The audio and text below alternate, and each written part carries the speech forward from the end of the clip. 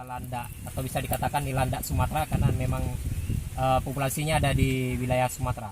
Landak ini tidak termasuk landak yang dilindungi, teman-teman.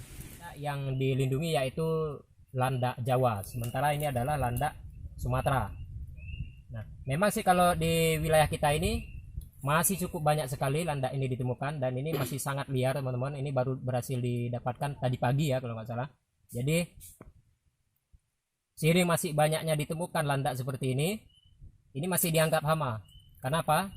Dia sering mengganggu tanaman warga seperti tanaman-tanaman komoditi atau pinang, sawit umumnya. Karena memang dia sering ini untuk mengganggu tanaman sawit. Dia mengambil buahnya seperti tikus. Tapi ada satu lagi yang unik, teman-teman. Karena memang yang saya tahu nih untuk perburuan landak masih ada di daerah Sumatera. Jadi perburuannya seperti apa?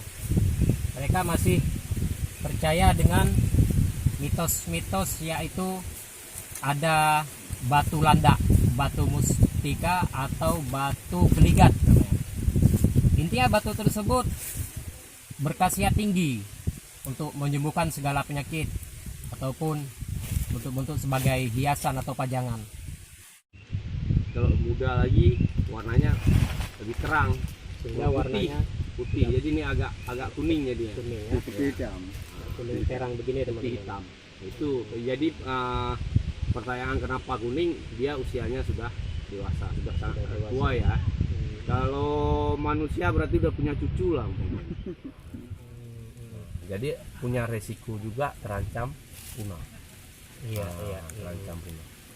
Selain yang dikonsumsi ya. Hanya mencari yang mitos-mitos tadi. Selain dagingnya bisa dikonsumsi. Tuh, seperti batu beligat karena mengandung banyak